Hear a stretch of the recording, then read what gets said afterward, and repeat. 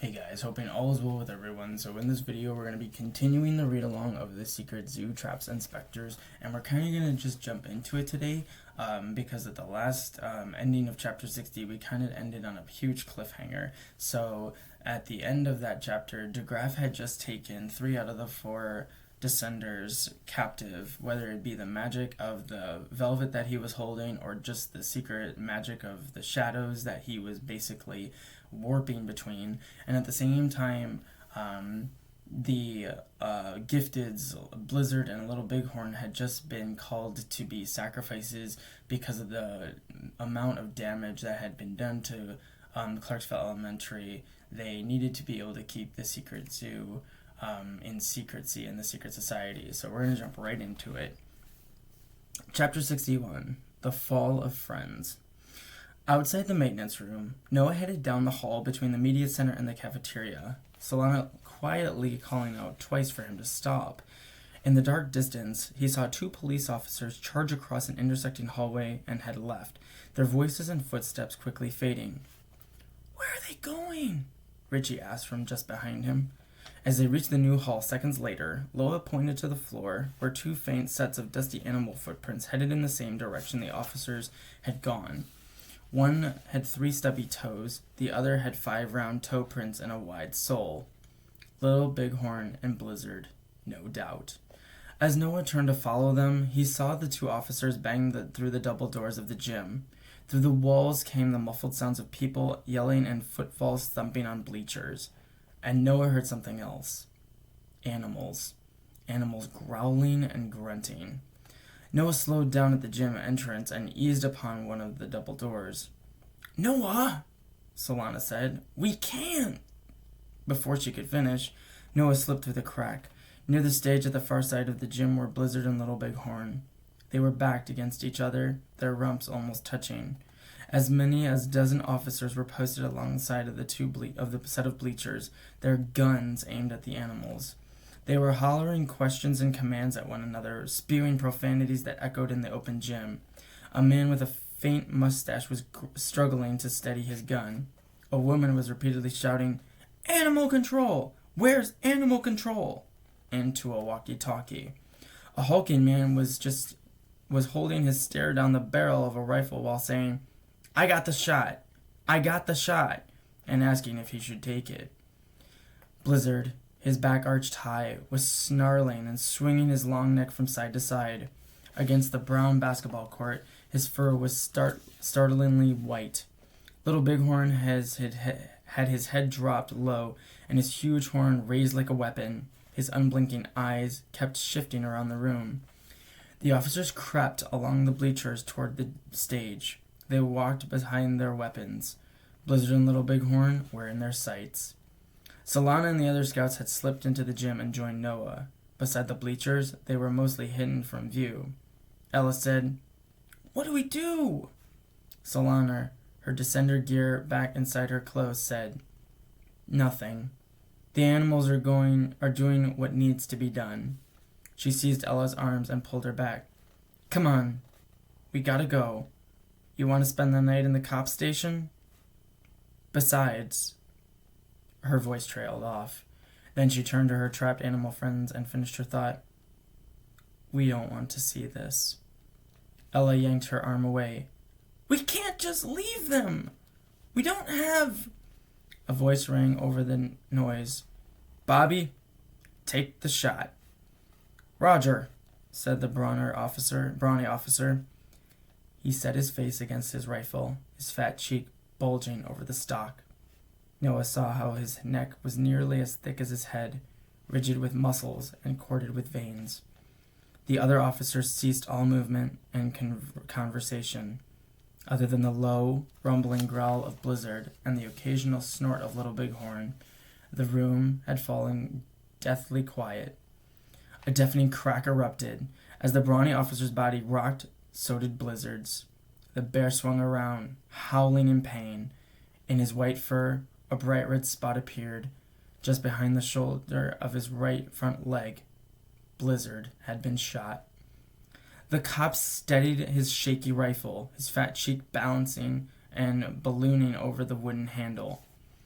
Blizzard swung toward the officer. In any other circumstance, he would have charged up the bleachers and fought back. But not this time. This time he was doing what he'd come to do. To stand and protect his precious secret zoo. A second blast sounded and Blizzard's body rocked again.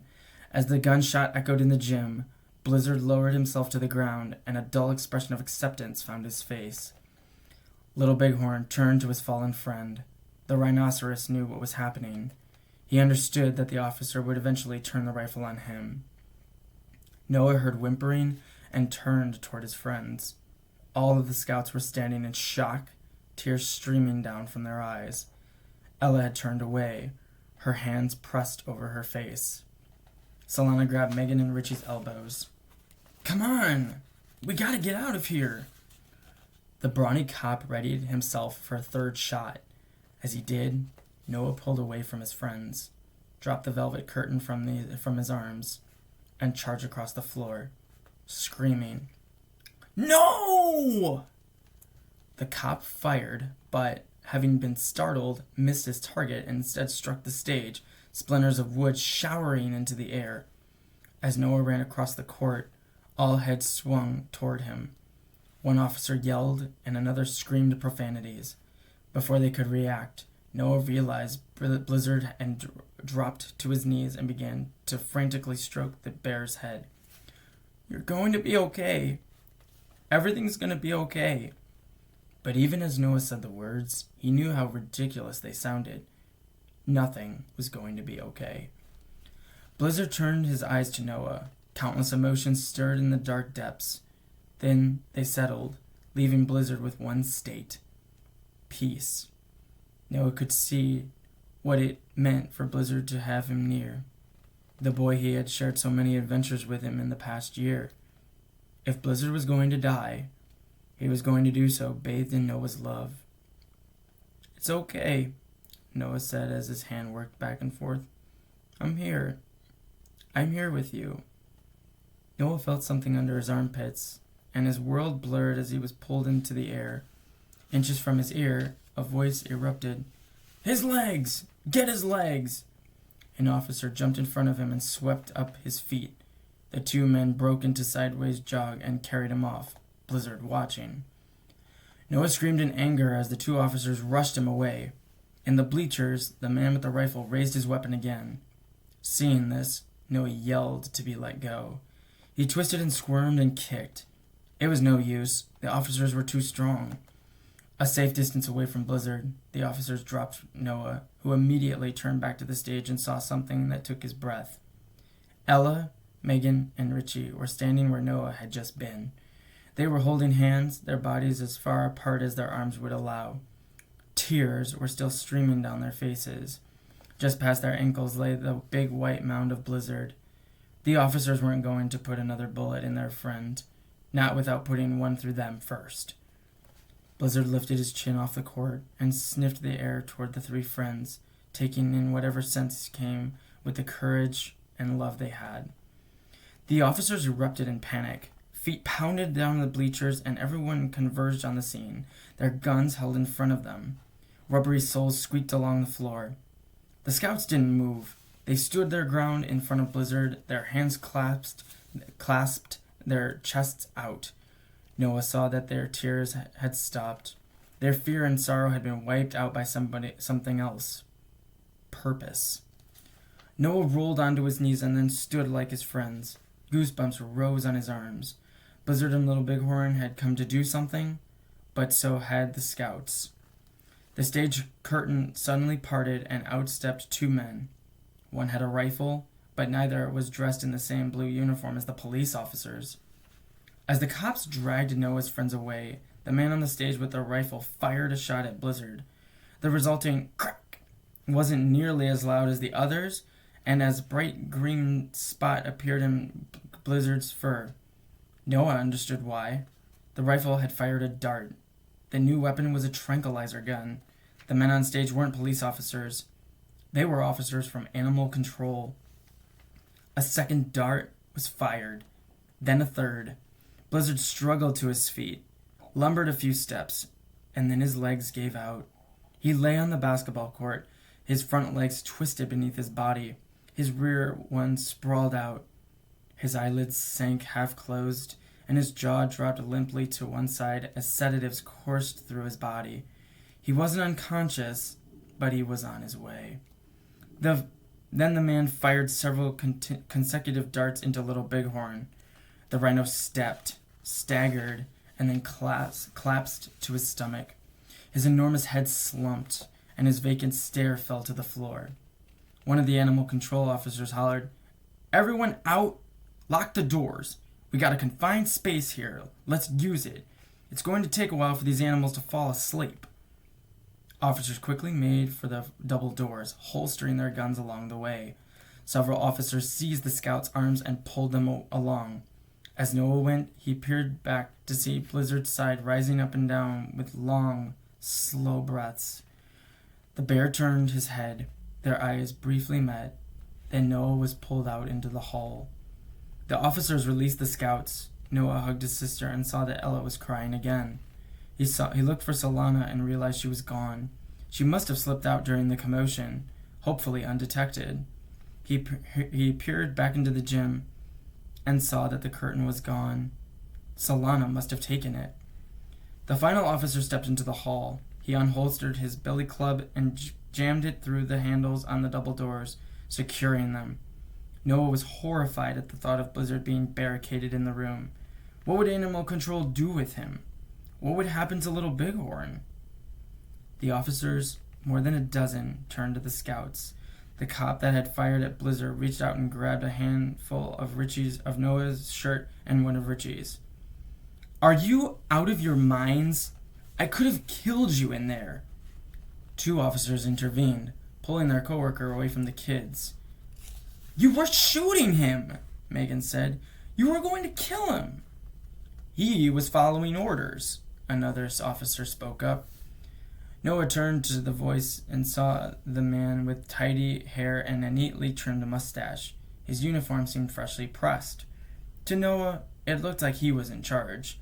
The man turned to the other officers and said, "Check the halls and the classrooms. Look for other animals or injured civilians."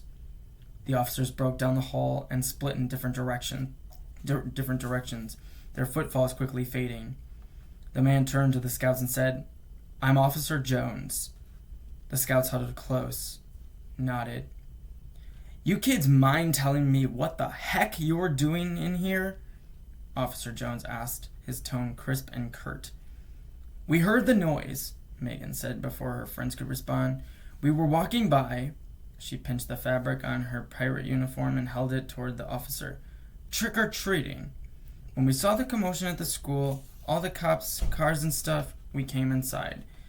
She paused before adding, "It was probably a dumb thing to do, but this is our neighborhood. We were just concerned."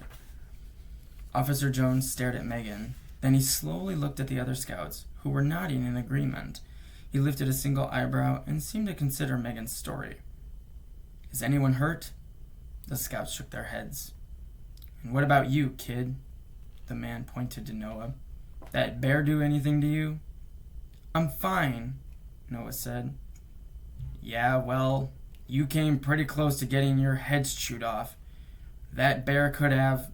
Just then, an officer came charging back up the hall. Seeing the frantic look on his face, Jones said, "What's wrong?"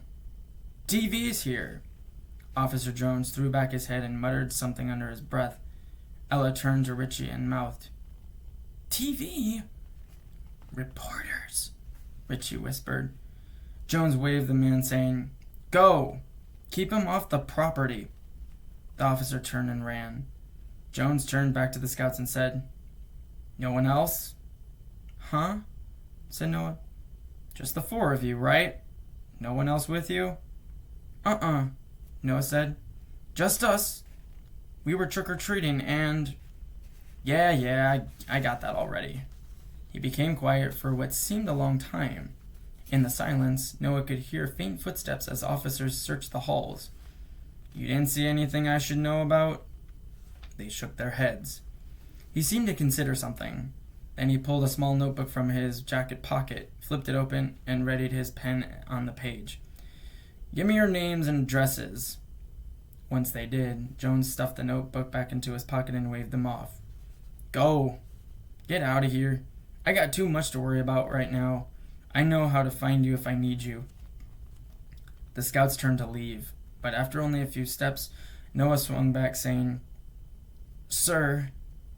He looked toward the double doors of the gym, where the police baton was wedged between the handles. The animals, are they going to be okay? The bear, he took a few bullets. You saw that. And animal control, it's difficult to know what they'll do. We can't have animals running through the neighborhood, kid. People could get hurt. Noah stared at the door a moment longer. It was the closest he could get to seeing his friends. After a few seconds, he said, People already did. Noah watched confusion twist the officer's face. Then he turned and left without another word. The scouts headed down the hall. They pushed through the main entrance and walked out onto the concrete courtyard to an assault of bright lights, noise, and commotion. At least 15 police cars were parked around, their roof-mounted light bars flashing red and blue across everything. The grass, the school, even the cops themselves. Several cars had their door-mounted spotlights turned toward the main entrance, bright streams in the still foggy air. In the street, a crowd was gathered. Mothers and fathers, and kids dressed in costumes, some carrying bags full of candy. The scouts left the scene and headed down Jenkins Street. Noah, staring straight ahead, declared, We won't let them die. He paused and added, None of them. Blizzard, Little Big, the Descenders, we'll get them all back. It wasn't just a remark. It was a vow.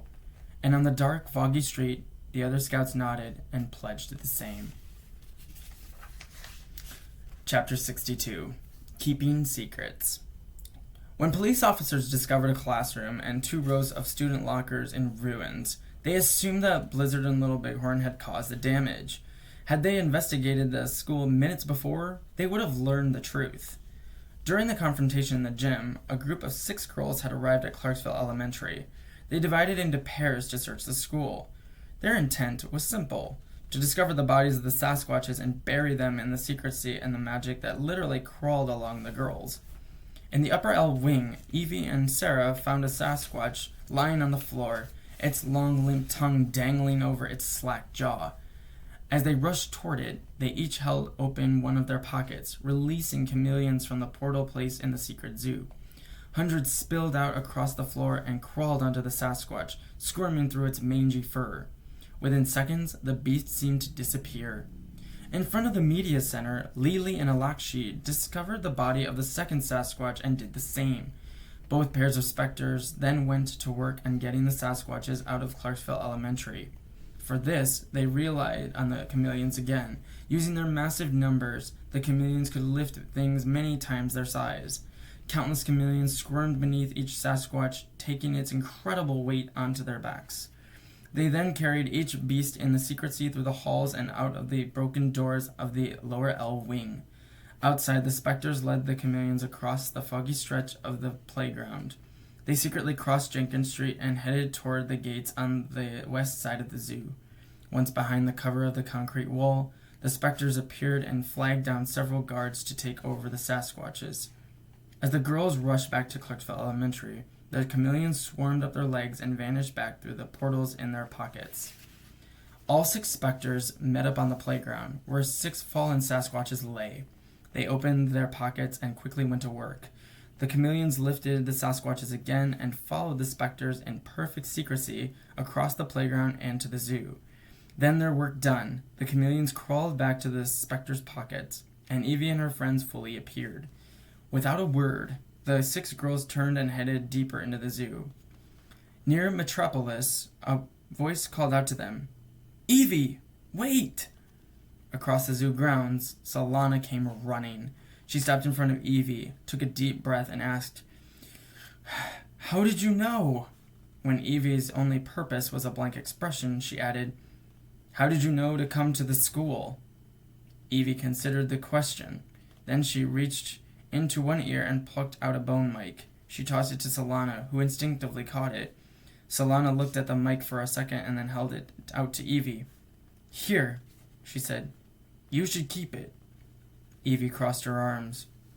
With her hands still reaching out, Solana said, "Things can be different. We can make this work again." All of the Specters but Evie looked away. Solana said, "DeGraff, he captured my friends. Sam, Tamron, Hannah, he got them all.